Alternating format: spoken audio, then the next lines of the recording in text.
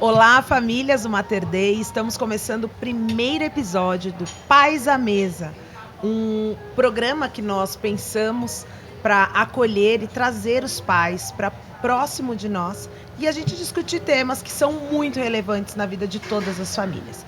O primeiro tema desse primeiro episódio aqui, a gente vai falar muito sobre o sono. Dormir bem é coisa séria. E vamos falar como que esse sono interfere no comportamento e na aprendizagem das crianças e dos adolescentes. E para isso a gente tem aqui uma mesa recheada, né, não só de coisas maravilhosas, mas também de pessoas muito legais e importantes. Eu, Flávia, sou a coordenadora da Educação Infantil e do Global Program, e estou aqui junto com as minhas parceiras, né, de todos os dias, que queria que se apresentassem, né? Então cada um pode se apresentar, a Érica e a Regina. Bom dia, gente. A gente está aqui muito feliz de fazer esse primeiro, espero que de muitos. Todo mundo me conhece bastante. Eu sou coordenadora do Fundamental Séries Iniciais e também sou psicopedagoga. Então a gente vai estar aqui falando da importância do sono no aprendizado das crianças, né? E como isso impacta a casa e a vida dos nossos pequenos e dos nossos grandes também, né? Eu sou Regina Rato, eu sou coordenadora do Fundamental Anos Finais e do Ensino Médio. Eu trabalho com adolescentes e eu tenho muita coisa para falar sobre o sono com os adolescentes, tá? Nós temos a presença aqui de 3 famílias que se prontificaram a estar aqui essa manhã conosco. A Adriana, que é a mãe do Chay e do Lilo. Eu sou advogada e mas antes de ser advogada eu sou mãe de 2 pequenos, primeira infância. E a gente da primeira infância sabe a importância do sono para nós. Para a saúde mental dos também, pais, né? Para nossa saúde mental e para a saúde deles também, principalmente. A Adriana, mãe da Lara. Oi, eu sou a Adriana, mãe da Lara, 17 anos. Formação também sou advogada. E também sofro com essa questão do sono com a minha filha, que até hoje é difícil. E a Camila, mãe do João e da Maria Alice, que também está aqui conosco. Camila, mãe do João e da Maria Alice. Não sou uma pessoa que dorme bem. Olha que depoimento bom, né? E tenho 2 crianças com uma diferença grande de idade, o que também impacta bastante numa rotina, né, saudável, né, naqueles padrões que a gente cria. E claro que nós temos também aqui conosco para mediar toda essa conversa o especialista, o Dr. Paulo Augusto, que ele é médico, otorrinolaringologista, a maior palavra, né, que é difícil da gente falar, mas falei certo, e que tem uma ampla experiência no distúrbio do sono infantil, e é graduado pela Faculdade de Medicina do ABC, possui um título de especialista em otorrinolaringologia, pela Associação Brasileira de Otorrinolaringologia e cirurgia de cabeça e pescoço. Também possui um título de especialista em medicina do sono pela Associação Brasileira de Medicina do Sono. Hoje integra as equipes médicas dos hospitais da Beneficência Portuguesa, BP Mirante, o Hospital Israelita Albert Einstein, o Hospital Vila Nova Star, e é sócio do INOF, Instituto de Otorrinolaringologia e Medicina do Sono. Muito obrigada por essa sua participação aqui conosco, essa trajetória rica que vai abrilhantar aqui o nosso encontro. E eu queria começar passando a palavra para você, Dr. Paulo Augusto, para você contar um pouquinho para a gente e trazer a sua experiência para esse momento especial que nós estamos tendo aqui. Primeiro, bom dia. Agradeço o convite da Érica, de conhecer vocês do colégio. Eu vou ser breve, porque eu acho que o mais legal de tudo isso aqui vai ser a interação dos filhos, da questão do sono em relação a tudo que a gente está passando no mundo moderno, com celular, com mídias, enfim. O sono tem um papel fundamental no desenvolvimento da criança, tanto físico, quanto emocional, quanto cognitivo. Ele afeta tanto o crescimento, que é uma coisa importante que a gente estava conversando mais cedo, quanto a parte emocional e a parte de aprendizado e memória. O sono numa criança pequena, a gente chama de sono polifásico. Então, uma criança quando nasce, ela tem ciclos de sono de 50 a 60 minutos. São ciclos rápidos, ela faz todas as fases de sono. que a gente chama de N1, N2, que é o sono superficial. Aí ela vai para o sono profundo, que é o N3, e o sono REM. O N1, N2 é quando a gente está cochilando, você vai estudar, você percebe que o mundo, as coisas estão acontecendo, aquele dormindo meio acordado. O N3 é o sono mais profundo. Esse sono é o sono que a criança ela se recompõe fisicamente e que ela se recupera da parte física do dia todo. E é o sono muito interessante, que é o sono que produz o hormônio do crescimento. O GH é produzido no N3. Então aquela criança que tem um sono mais picado, ela pode ter interferência no crescimento, porque a produção é só feita nesse sono N3. E o sono REM, dessa fase de N1, N2, N3, que é o profundo, e o REM é o sono que o cérebro mais funciona. Então, mais do que acordado. Então, é a hora que a gente sonha, que o REM é Rapid Eye Movement, que chama REM. E você, nessa fase, o cérebro trabalha muito para absorver a memória. Então, é como se a gente filtrasse a memória do dia. Tudo que você aprendeu no dia, você filtra o que é importante e joga fora o que não é. Você faz isso no REM. E toda a memória que você aprende, os sonhos, os medos, vão todos nessa fase do sono. Por isso que às vezes você tem pesadelo no sono REM. Então você mistura, e o Freud falava isso, você mistura o medo que você teve, uma briga que você teve, com um filme de terror que você viu, com alguma coisa que você aprendeu. E eu lembro que na faculdade a gente tentava falar assim, não, vamos varar uma noite para dormir, porque a gente tem que estudar para a prova. É péssimo fazer isso, porque você vai estudar tudo, na hora da prova você não absorveu aquela memória. De 1 a 2 horas que você podia ter, você não vai absorver. Então, a criança, voltando para a criança pequena, ela tem um sono polifásico, que assim, ela vai, acorda, dorme. Ela dorme, tem fome, acorda para comer e dorme de novo. E ela vai organizando o sono de polifásico para sonos em períodos com o crescimento dela. E aí é fundamental a organização da casa para que ela comece a regrar o sono dela. Porque senão ela vai ter um sono irregular, de hora de dormir, de hora de acordar. E aí, só para finalizar essa primeira conversa, assim, o que mais interfere em criança, que tem que observar na qualidade de sono, é observar o dia dessa criança ou desse adolescente. Então, se ele está muito sonolento, se ele está dormindo demais, indo para a maca dormir, ou não está tendo atenção, ou está muito irritado. Então, quando você dorme mal, é igual com a gente. Você vai ter um comportamento pior, você vai ficar mais irritado, você vai ter menos concentração, você vai absorver menos coisas do dia. Então, você tem que observar se o sono está bom ou não, pela quantidade de sono que a gente estava conversando, se a pessoa dorme pouco, se ela acorda muito à noite e durante o dia, qual é o comportamento dessa criança. Se ela está ficando mais irritada, se o desempenho na escola está indo pior. E aí são duas coisas maiores em crianças e adolescentes.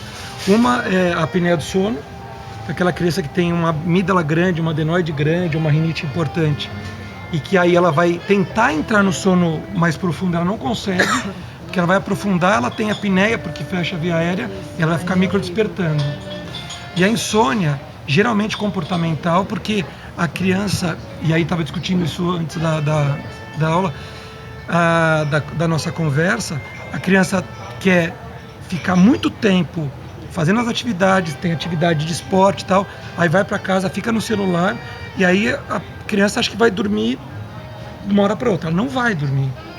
E aí ela vai demorando para pegar no sono, porque ela está com o cérebro cheio de dopamina, de ver Instagram, de responder mensagem, e aí tem uma insônia mais comportamental, que a gente pode discutir mais para frente. Dr. Paulo Augusto, a gente percebe que as crianças hoje, a gente tem um soninho da escola, né? E chega uma certa faixa etária deles dentro da escola que eles não querem mais, porque eles estão dentro da escola num ambiente que tem estímulos, né? E aí a gente incentiva, tal, e às vezes eles não querem.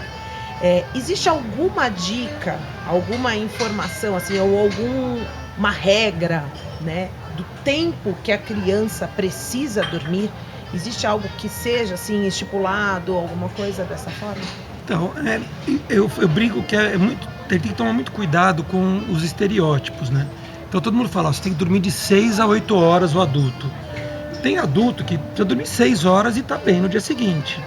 Tem adulto que precisa dormir 9, 10 horas. Para o adolescente e para a criança também é assim. A criança precisa de mais horas, de 8 a 10 horas, mais do que o adulto.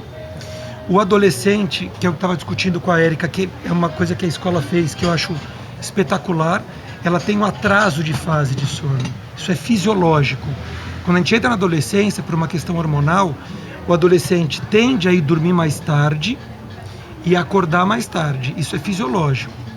O que a gente tem que observar é de criança a criança, adolescente a adolescente, qual que é o desempenho do dia dela. Então, se aquele adolescente que faz um monte de esporte, que estuda, que faz inglês, ele dorme 6 a 8 horas, mas ele está disposto no dia seguinte, nenhum problema. Eu acho que o foco tem que ser muito mais individualizado para aquela criança que não está desempenhando na escola, que é muito irritada, que não se concentra.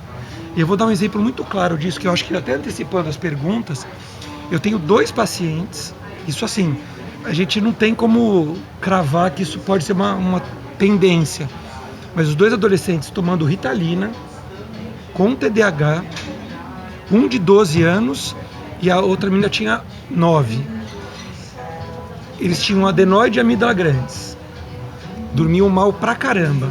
Só que com aquele foco de todo mundo de desempenho escola tal, ninguém virou o foco para a questão respiratória.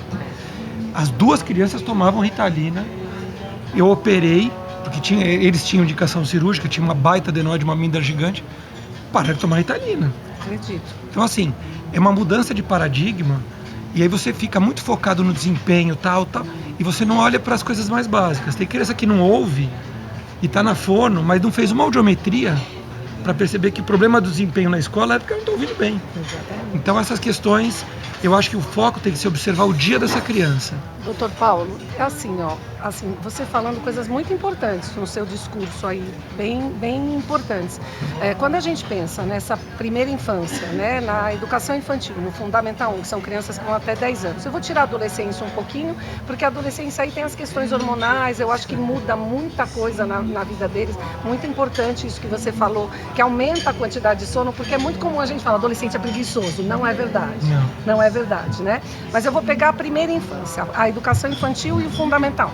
Se a gente não tem nenhuma questão médica que realmente precisa de cirurgia, a gente tem que olhar isso mesmo, né? Que muitas vezes, não está aprendendo, estava precisando de óculos, não está escutando e aí não aprende, ou realmente não tem um sono bom porque não está respirando. E a gente como mãe, eu também sou mãe, além de coordenadora, a gente vai adiando as cirurgias, porque a gente morre de medo da anestesia, morre de medo de colocar o filho em algum lugar e às vezes é isso que ele está precisando.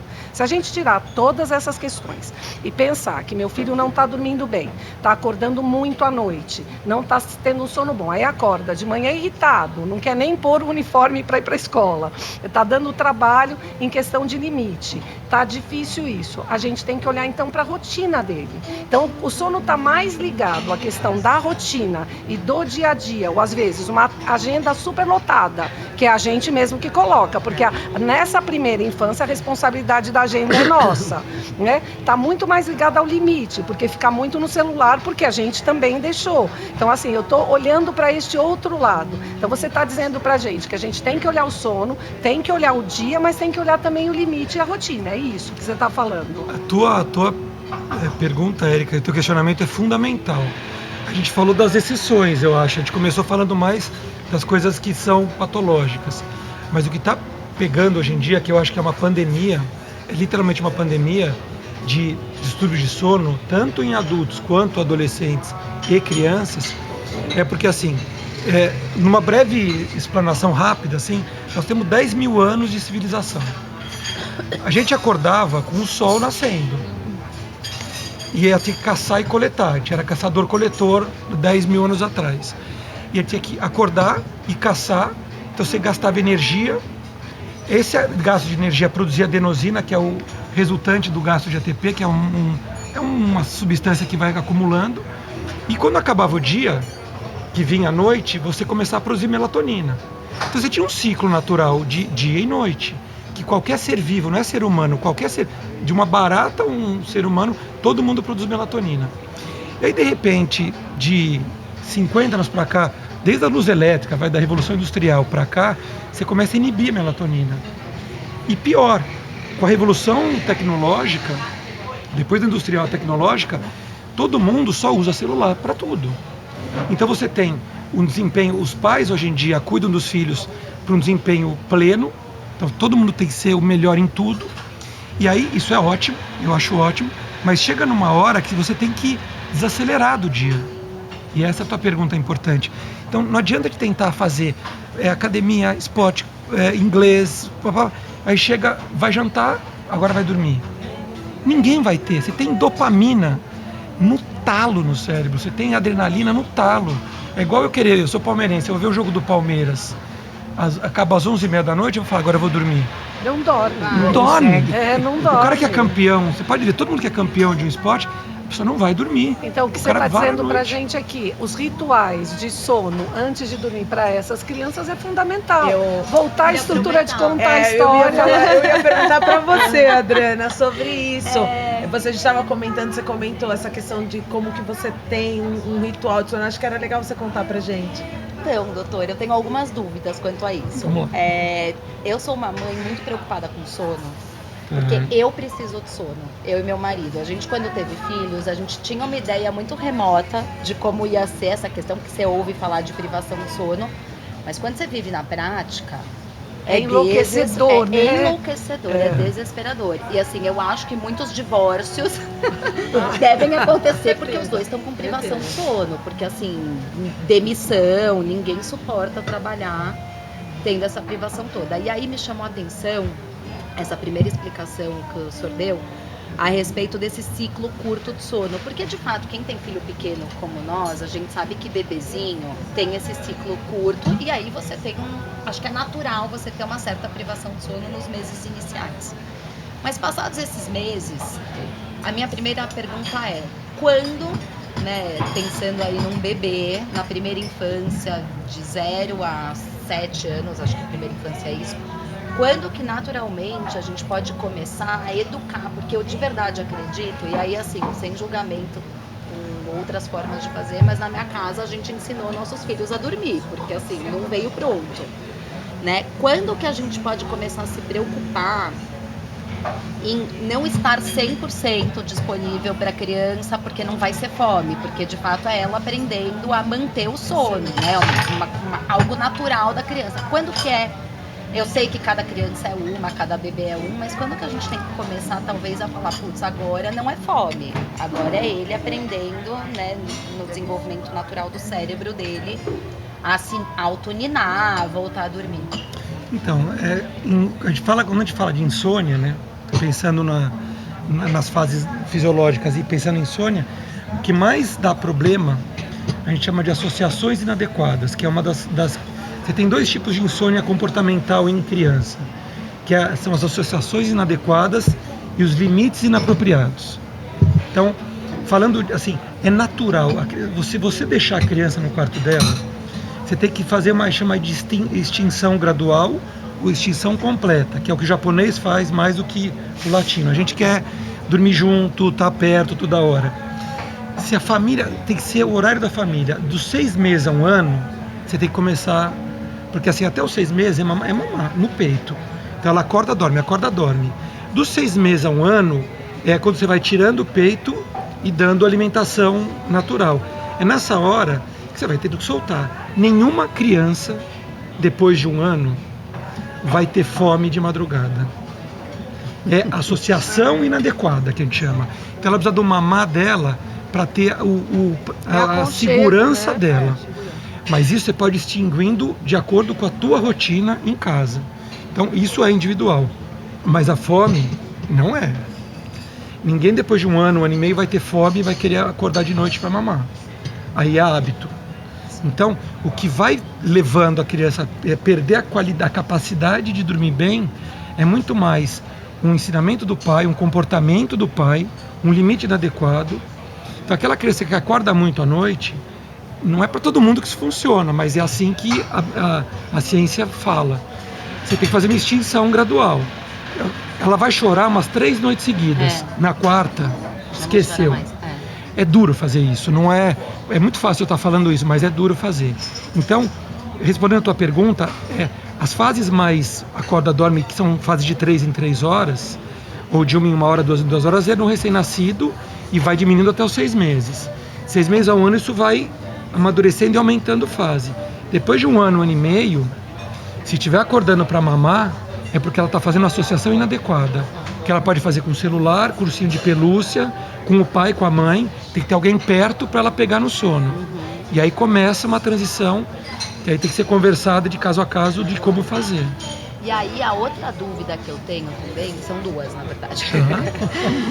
A primeira é com relação ao horário, porque assim, eu tenho um filho de 2 anos e meio e de 4 e meio. Eu durmo muito cedo, a rotina da minha casa termina cedo, então eu 9h30, 10 horas, máximo já tô, acho que no sono REM. Isso é raro, hein? A Olha, gente em casa saudável. dorme cedo. E aí, assim, até pra ter um período ali, né, de folga, a gente coloca pra dormir entre 7 e 7h30. O que tem acontecido é de acordarem muito cedo, né? Então, assim, minha casa, mas tudo bem. Dentro da rotina da minha casa, às 5 horas da manhã já estamos todos de luz acesa, a vida começou. Tem algum horário? Então, a primeira pergunta é se tem um horário ali que você fala, olha, esse é o horário ótimo, porque a gente entende essa questão da luz solar e tal. E a segunda dúvida é terror noturno. Vivemos algumas experiências em casa. Eu acho que observando, assim, muito por conta de um dia muito agitado, então eu consegui fazer essa relação um dia muito atribulado, ou porque teve muita coisa na escola, ou porque a rotina mudou um pouquinho. E aí tivemos episódios de terror noturno, que é assustador. A gente não sabe o que fazer. Eu, assim, depois eu vou querer entender o que fazer nessa hora, porque não tenho ideia do que fazer. E é isso. São essas as duas perguntas. Então, assim, a primeira coisa, no geral, a criança tem que dormir na hora que a casa dorme. A criança tem que seguir a rotina da casa. Sim. Então, se são pais que são notívagos, que dormem mais tarde, a casa tem que dormir.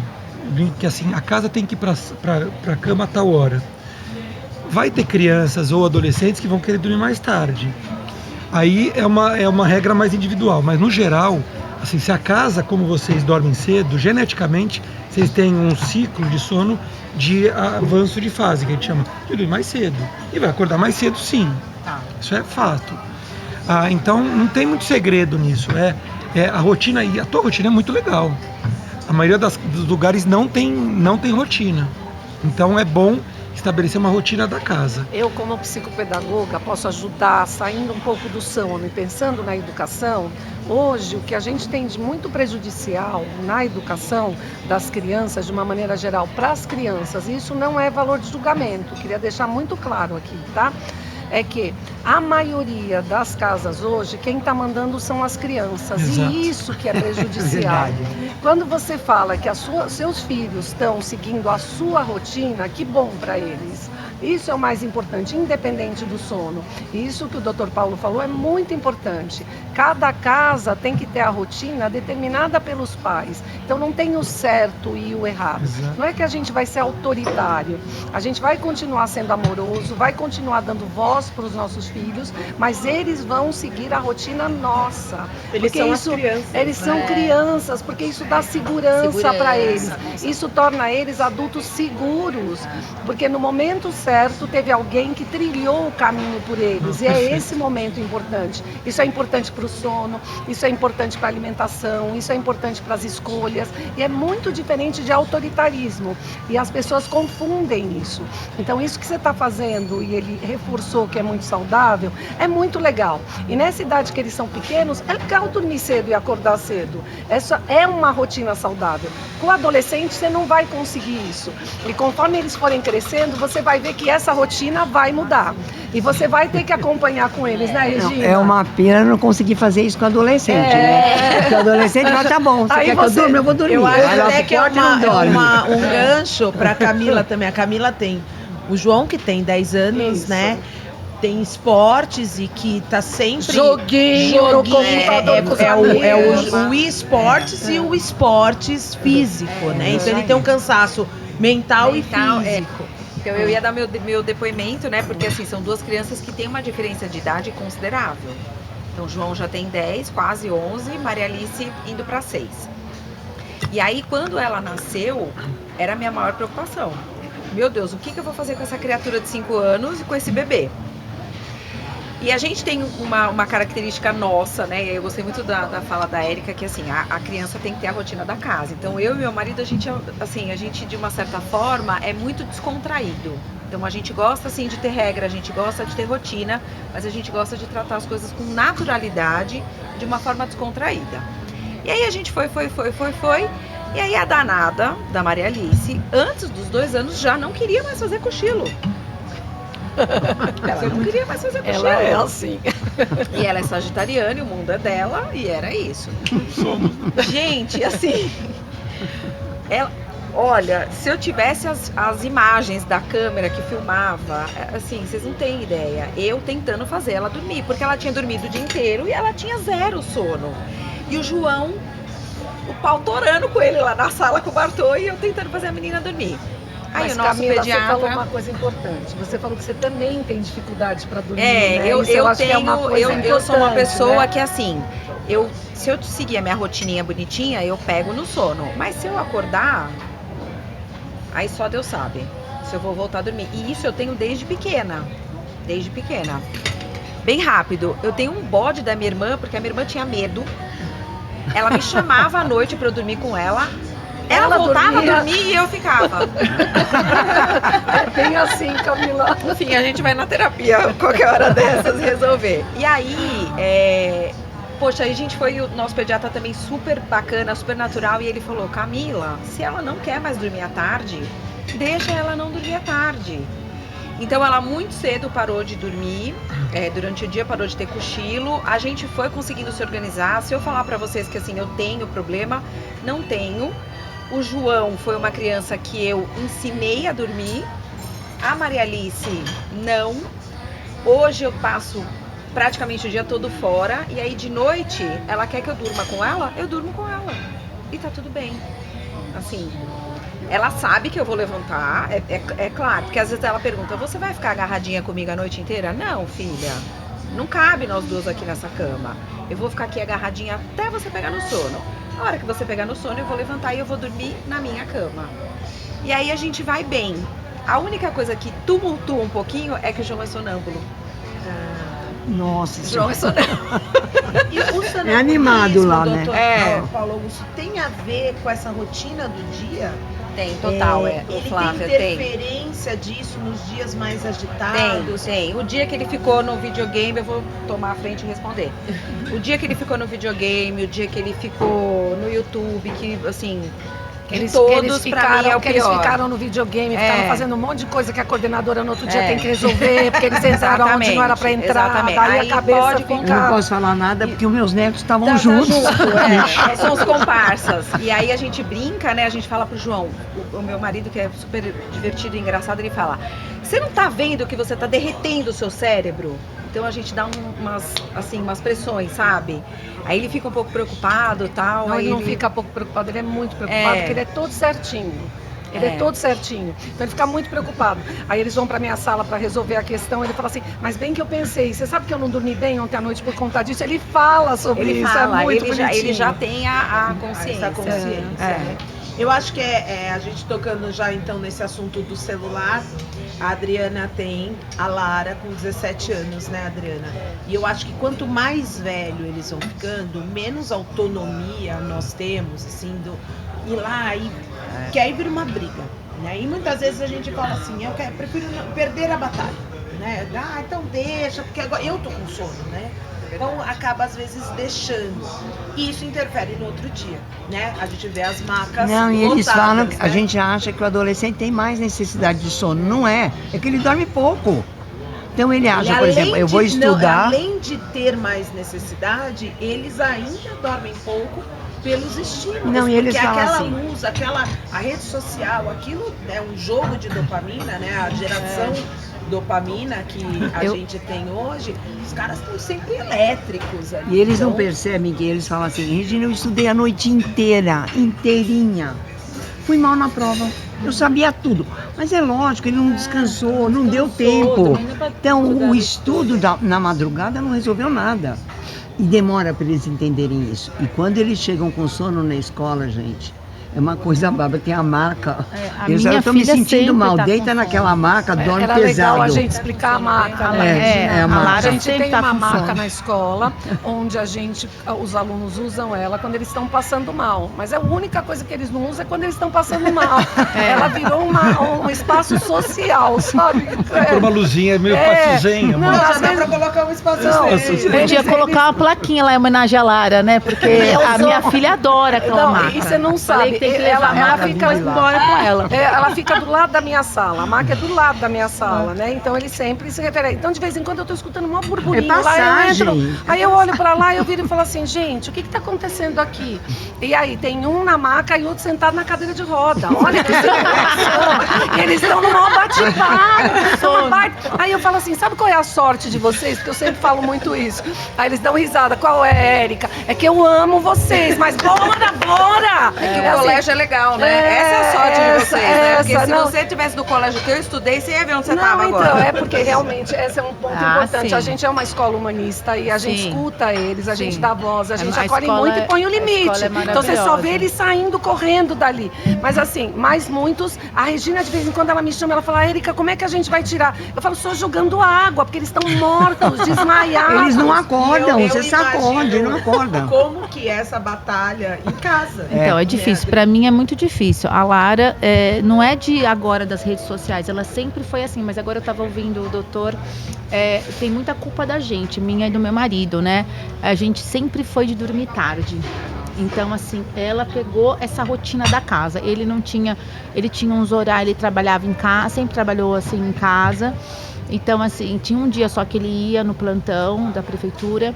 Então, ele tinha ele fazia, eu lembro, ele vinha para casa, por exemplo, se trocava e ia fazer academia, voltava muito tarde. Às vezes ela ficava esperando, jantava 2 vezes. Tem uma época que ela até ficou mais gordinha porque ela jantava de novo quando ele chegava. Então, culpa da gente, assim, a gente é de dormir tarde. Então, eu tenho brigado, né, porque ela mesma teve essa consciência, ai mãe, eu podia, ela já é bem alta, mas eu podia ter crescido mais, eu podia ter tido uma vida melhor se eu tivesse dormido mais cedo. Só que aí hoje ela toma aquela melatonina, você estava falando da melatonina, ela, mãe, a minha balinha de melatonina, todo dia toma uma, que agora é um gummy, né, que é famoso, todo mundo quer tomar esses gummy de melatonina para dormir. Não, mas não adianta a melatonina, a médica até deu um negócio para ela tomar, não adianta, natural, ela é agitação. E eu estava perguntando pro doutor, assim, se tudo bem, por exemplo, ela dormir tarde e acordar tarde. Você disse que não é saudável, né? A questão é assim, quando você é adulto, vamos supor, eu tenho um amigo meu que ele tem um hábito, e porque ele tem um atraso de fase. Atraso de fase é todos os hormônios, todo o ciclo circadiano dele é atrasado. Então, ele acorda, o pai dele dormia tarde e acordava tarde. Quando você é adolescente, você não tem essa autonomia, porque você tem que ir para a escola. Então isso dá um choque de tempo de sono. Se no futuro, por exemplo, ela tiver alguma atividade em que ela consiga dormir tarde e acordar tarde, perfeito. Porque daí ela vai estabelecer a rotina dela. O duro é que na escola você não tem tanto essa possibilidade. Você tem que seguir a média de todo mundo. Assim, na semana sim, mas no fim de semana, por exemplo, ela quer dormir até 2 da tarde, 3 eu falo, ai, que bom, vou deixar ela descansar, mas não é bom. O problema não é esse, o problema é que ela tá, pelo que a gente conversou, dormindo muito pouco durante a semana e ela quer compensar no fim de semana. Sim, isso tá não exausta, pode. Né? Tá porque aí você não vai compensar, você vai perder essa semana inteira. Você vai tentar compensar e você não compensa. Então ela tem que estabelecer hábitos de sono durante a semana um pouco melhores. A melatonina que você citou é uma coisa que tem que tomar muito cuidado, porque assim, a melatonina endógena que a gente produz, a gente sabe como ela age. A melatonina exógena que a gente toma, não tem nenhum trabalho que comprove quanto a gente absorve dessa melatonina. Tem pessoas que têm um efeito... Ela acha que vai dormir, porque ela tomou a melatonina. Então, mas aí tem pessoas que têm um efeito e vão ter sono, mas a gente não tem como mensurar isso na população. Então, muito cuidado com dose, porque ela é um antioxidante, é bom melatonina, mas a gente não sabe. Aí tem pessoas que tomam mais, menos e tem em relação a peso. Então, só um cuidado nos adolescentes que vira moda e não é a panaceia, tem que tomar cuidado. Então, no caso do jovem que aproveita o final de semana para dormir mais tarde e acordar bem mais tarde, ele foge da rotina da família, da casa. Como é que a gente pode evitar isso? Porque às vezes o pai também tem esse hábito de aproveitar o final de semana para dormir e acordar até tarde. E não é saudável, a gente está sabendo que não é. Como é que a gente pode fazer isso? A preocupação com os pais que têm o hábito durante a semana de dormir tarde, acordar tarde e às vezes compensar isso no fim de semana, o grande problema é durante a fase escolar. Na fase escolar você não pode ter muito essa liberdade de... tem que ter uma liberdade relativa, mas durante a fase escolar, os pais, mesmo que vão dormir mais tarde, eles têm que fazer a casa dormir mais cedo. Nem que os pais vão para o quarto e vão ver um filme, fecham a porta e vão dormir mais tarde, a rotina da casa, as luzes têm que ser apagadas no horário mais pré-escolar. Então tem que se estabelecer uma rotina no período escolar dessa criança e adolescente, porque nesse horário a escola não vai se adequar à rotina dos pais que dormem mais tarde. Os pais podem ir para o quarto e fazer a rotina deles, mas a criança tem que ir para o quarto dela, de preferência sem celular, ou segurar o celular, porque senão ela vai pôr embaixo do travesseiro e vai ficar acordada. Deixa eu perguntar uma coisa também bem específica. Eu já li, ouvi essas coisas de internet, de Google, mas a respeito do uso de luz. Então, por exemplo, meus filhos gostam da luzinha. Não é nem a luz azul, é a luz mesmo do banheiro, porque tem medo, monstro. Então a gente deixa uma luzinha ali acesa. Em algum lugar que eu nem lembro qual foi a referência, de que essa luz ela pode inibir a produção de um determinado hormônio de crescimento. Isso tem relação, porque aí eu fiquei assim, putz, eu vou cuidar do lado emocional, mas o lado fica um cobertor curto ali. Ótima pergunta. A questão é, o hormônio que é sempre inibido com luz é a melatonina, porque ela é produzida no quiasma óptico atrás do olho. Então se eu estou aqui com essa luz em mim, eu estou inibindo melatonina. Mas aquela luz que muita criança usa para ter segurança no banheiro ou no abajur no quarto, na tomada, né? Não tem problema nenhum. Se ela está dormindo bem, acordando bem e tem a rotina do dia normal, nenhum problema. Só o problema do gasto da luz, né, no fim do mês.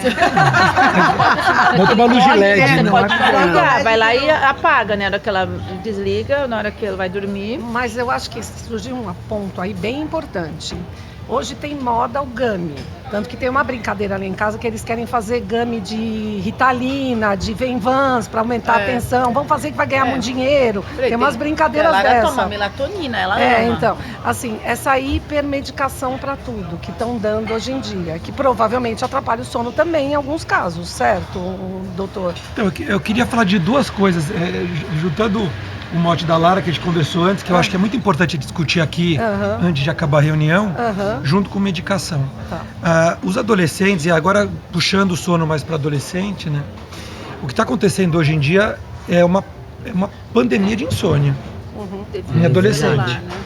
Por quê? Porque assim, a gente fica muito conectado, eu falei no começo da palestra, muito conectado o dia inteiro, isso vale para adulto e adolescentes, mais para adolescentes, porque a gente quer fazer tudo até a hora de pegar, bom, agora eu vou apertar o botão de liga, desliga e vou dormir. Não existe isso. E aí, o que acontece hoje em dia? Os adolescentes estão indo dormir muito tarde, porque eles ficam dopaminergizados, muita informação na cabeça. Vem questão da escola, questão do que brincou, do que fez, e aí celular, é e-mail, é Instagram, e aí ela quer dormir e ela não vai dormir. E aí ela vai começar a ter insônia por conta disso, e aí vai no psicólogo, vai ter que tomar um remédio para dormir, aí ou a criança está sonolenta durante o dia, vai ter que tomar Ritalina para acordar, e o que a gente vê muito é um hiperdiagnóstico de TDAH. Há uns 10 anos atrás, a Academia Americana de Pediatria acendeu um alerta porque 20 a 30% das crianças americanas estavam tomando algum tipo de estimulante. Com diagnóstico de TDAH, alguma coisa está errada. E aí você começa a perceber, os pais querem muitas respostas. Então a criança está com sono, não, ela tem que ficar acordada. Aí ela não está dormindo, vamos dar remédio para dormir. Aí alguém toma melatonina. Então existe uma culpa, entre aspas, da nossa geração, dos pais que sofreram muito com os pais, nossos pais, que é de quer dar tudo para eles. E o tudo, volta para o que a Erika falou, eu acho que o tudo tem que ser primeiro dar regra e não deixar que eles deem as regras, que é o que está acontecendo hoje. E aí a criança fica totalmente hiperativa, com muita atividade, aí ou ela dorme muito ou ela não dorme. E para cada coisa tem um remédio, para cada coisa tem um diagnóstico. Não é necessariamente todo mundo que tem que ter um diagnóstico de TDAH, de autismo, e a gente acaba cobrando como pais uma resposta para aquela criança que não está indo tão bem quanto o amiguinho, ou que não está dormindo tão bem. Uma Tem que ter um justificativa, porquê, né? tem que ter um porquê pra tudo. E aí a né? escola, vocês como assim, recebe todo esse drama das famílias e tem que dar uma resposta, ou o médico também. Então todo mundo medica e isso está virando uma pandemia. Eu recebo muito paciente que eu falo, pera, você está tomando Ritalina? Inclusive, um dos próximos temas dos nossos próximos episódios é o diagnóstico, e agora? Né? Então, porque muitas vezes os pais acabam achando que o diagnóstico é o fim, né? Estigmatizando. Refém e aí do você fica diagnóstico. refém daquilo. Eu acho que até é um grande gancho aqui pra gente convidar, né, todos a seguir, né, todos os nossos episódios, que esse vai ser um grande tema que nós vamos falar. Doutor, a regra é boa, né? É bom a gente impor, se ela for cumprida, melhor ainda. Mas a gente tem que se colocar essa regra e cobrar. E explicar. Porque a escola pode cobrar diferente, mas a escola tem que manter isso. Então, se o horário é esse, é a pontualidade. Quando a gente cobra pontualidade, responsabilidade, a gente está pensando também na regra. Então, de que forma você acha que os pais, a gente pode falar com os pais ou passar para os pais esse tipo de informação? Bom, eu falo, uma das insônias, tem a insônia que a gente fala que é a insônia de associação com inadequada, a insônia de limites errados, que são as insônias comportamentais. Tem tudo a ver com limite. Eu brinco assim, uma criança de 2 anos não sabe que se ela pular da sacada, ela vai cair, vai se esborrachar. Ela não sabe que botar o dedo na tomada dá choque. E são limites. E a criança pede limites. O adolescente pede limite. E o que está acontecendo muito hoje é que a gente está dando muita autonomia para, assim, não dá para discutir com uma criança de 2 anos, olha, você tem que ir para a cama tal hora, porque o seu cérebro não vai funcionar amanhã. Não, assim, você tem que ir pra cama tal hora, porque a mamãe tá mandando. O nível da sua sinapse, o que vai acontecer? Não, Isso é não é aquela coisa assim, cientificamente. você colocou uma coisa super legal, né? Os adultos querem muitas respostas, mas a criança não precisa de tudo isso. Então, assim, Você não precisa passar. eu não quero dormir agora. Você, né? Elas falam pra mim, você vai pro quarto assistir filme. Sim, eu sou adulta. Você vai fechar o olho e dormir agora. Eu sou adulta e eu vou. Minha mãe, você filha. Sou mãe. Você vai pra cama agora. E isso entra numa questão que eu estava discutindo. Ponto final. Mas eu Como ela admiro de- os pais de- que conseguem, mas eu nunca consegui. Eu fui em casa já de amigos que festa, aí ele falava, vai dormir agora. O menino entrava e dormia. Eu falava, gente, que maravilha! Eu nunca consegui isso na vida. Mas entra numa questão Até que eu tava... hoje eu não consigo. A Lara, pelo que eu fiquei sabendo, eu não sabia. A Lara tem... A tua filha tem 1 milhão de Tem 1 milhão de seguidores. seguidores no TikTok. Você imagina então, a vida dela com 17 anos, as responsabilidades que ela tem. Não, ela só fica lá nos comentários. Ela, mãe, com esse vídeo. Então a cabeça dela não para, não E o para. que tem de mídia, o que tem de informação tecnológica dentro do quarto. Dentro do quarto. Eu vou dar um exemplo muito claro de como eu planejei. Aquela Alexia, pelo amor de Deus, então. céu. Ela fala que eu falo o nome errado, Alexia. Desliga ela. Aquela lá, Desliga ela. Você odeia a Alexa, né? Não, aquela Alexia, meu Deus do céu. O tempo todo ela vai pro banho, a Alexia vai junto. Onde ela vai, É a melhor amiga dela. a Alexia né? vai. Aí fica na tomada assim, lá, eu falei, gente do céu, uma hora vai dar um acidente, né? Ela lá boiada lá na Alexia. Deus me livre. Eu brinco que quando eu tinha minhas filhas, assim, ainda tinha computador, era o PC que ficava para o meu projeto de vida, porque assim, eu vou ter uma casa, um sobrado, que o computador vai ficar no hall do segundo andar, do andar de cima. Ninguém vai ter computador no Com quarto. chave. E aí todo chave. mundo vai ter senha e vai ter que naquele computador. Você conseguiu? Acabou tudo, não, como é que eu vou fazer isso com o celular? Acabou. Isso aí. O meu projeto foi por água abaixo. Só que o que a gente tem que pensar é que no quarto, e aí tem que tentar ver com família, ter o mínimo de tecnologia acessível possível, senão é igual uma droga. Você tá lá perto de você. Alexa, toca tal coisa. Ou o celular, tá aqui. E vou olhar de novo a mensagem, vibrou o celular. Então, a dica que eu dou, que não é para todo mundo e não é tão fácil, eu concordo com você, mas é tentar impor algumas regras para que a vida do próprio filho seja melhor. Ele não vai entender isso. Aquela pessoa que é drogada, guardadas as proporções, não vai conseguir lidar com a droga se ela estiver no lado dele. Então, tem que trabalhar as mídias e as informações que tem muito perto, como você falou, assim, agora é hora de dormir. Aí, eu não sei como você vai conseguir fazer isso com uma menina que tem 1 milhão de seguidores. Mas assim, o teu caso é um caso mais extremo. Eu errei, na Mas minha você sabe que ela já existiu. faz uma coisa muito importante neste caso, porque como você falou, cada caso é um caso. Exato. Ela gruda junto e tá perto sempre. Sempre. Neste caso é a coisa Muita mais conversa, importante. né? Muita conversa, Melhores muita amigas, supervisão total. para saber exatamente o que está acontecendo. Que isso é uma coisa que a gente tem que fazer com o adolescente. Porque assim, muitas das regras e muitos dos limites, elas vão mudando. Eu brinco que assim, a gente como pai, a gente tem que subir a escada junto com os nossos filhos. Infelizmente, por causa do sentimento e do amor, porque isso é inerente e a gente não controla, a gente sempre vai atrás deles, eles sempre sobem primeiro e a gente sempre está um pouquinho atrás, então a gente acaba sofrendo um pouquinho com isso. Você fala, nossa, cresceu, deixou a chupeta, nossa, cresceu, tirou a fralda, nossa, já está alfabetizado, e aí a gente escuta no elevador, que sempre isso é papo de elevador, olha, aproveita porque passa muito rápido. Aí você fala, nossa, que mulher doida, quando você viu, já está na faculdade, já é médica, já fez tudo que tinha que fazer na vida. Vem sempre um depois, a gente sempre está um pouquinho atrás.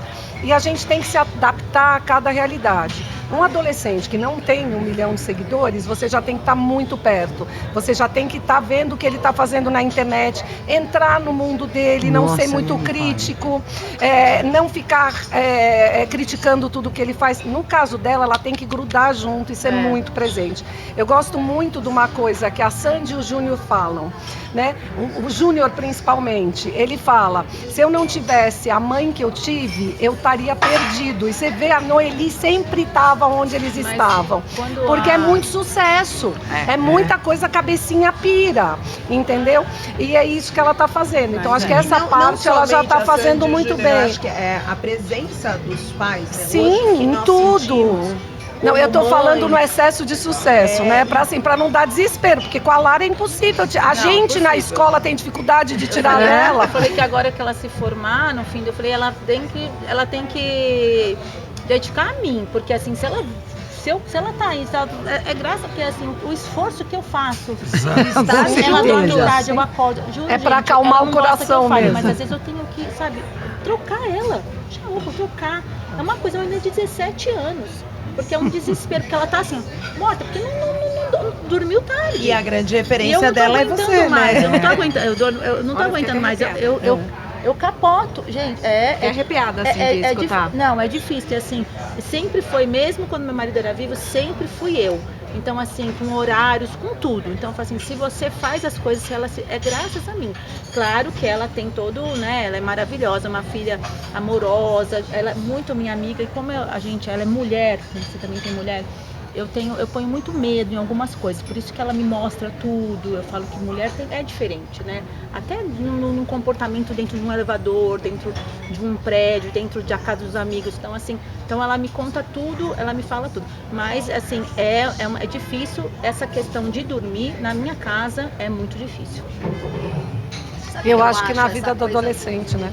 Essa coisa do limite que pegou pra mim muito, também não sei se é real, doutora, mas o que eu vi é que o nosso cérebro, ele só amadurece, só termina de amadurecer com 23 anos, nosso lobo frontal.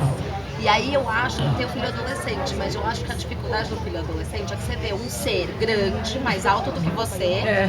Você fala, bom, já é um adulto, mas não é, porque o cérebro dentro ainda é uma criança. Com certeza. Então eu acho que essa coisa, pra mim, ficou muito fácil de visualizar essa questão do cérebro, de falar, putz, quando for adolescente, não é adulto, ainda tem um cérebro. Mas ele acha que ele é adulto, porque ele também se vê grande, então é difícil, é muito difícil, é isso mesmo. Bom, gente, eu acho que a gente pode começar aqui os finalmentes, né? Foi um grande prazer a gente ter esse bate-papo. Eu acho que esclareceram muitas dúvidas em relação à questão do sono, o que envolve o sono. O sono é enorme, né? Hoje a gente chegou a falar até sobre os diagnósticos, sobre medicação, e eu vejo o quanto isso é importante para nós como escola, para vocês como família, né? E para a classe médica também, de quanto estuda isso, a parte científica desses estudos. Muitas vezes a gente vê muitas coisas na internet e às vezes a gente pode esquecer até da essência, né? E a gente sempre tem uma tendência a culpabilizar alguém, né? Culpabilizar os pais, culpabilizar a escola, culpabilizar a ciência e culpabilizar. E na verdade, se a gente for na essência de nós seres humanos, isso fica muito mais fácil a gente lidar. Não existe um manual. Minha mãe já falava isso. Não existe um manual para a escola, não existe processos, não existe nada que seja algo muito definido, mas que nós estamos aprendendo com eles e eles aprendendo com a gente. Nunca esquecendo dos nossos papéis. Eu acho que isso é da natureza humana, existir papéis e ordem da natureza. Então nós somos pais, né? Somos parceiros, estamos ao lado, somos porto seguros dessas crianças, desses jovens, desses adolescentes, e eles terão amigos. E eu acho que essa relação fica muito mais fácil quando a gente consegue entender os verdadeiros papéis. E adorei ter esse bate-papo, né? Não sei se alguém quer finalizar mais um pouquinho. Eu acho que o mais importante é a gente entender que hoje a dor maior da sociedade é a gente entender aonde estão os limites e onde a gente deve colocá-los. Com certeza. E até na hora do sono ele é importante. Então vamos trabalhar junto, família, escola e a ciência ajudando para tirar os diagnósticos que são realmente importantes, mas eles não são definitivos e estão em excesso. Então vamos olhar para isso e vamos trabalhar junto com os limites. Gente, muito obrigada. Obrigada a todos que estiveram esse momento com a gente.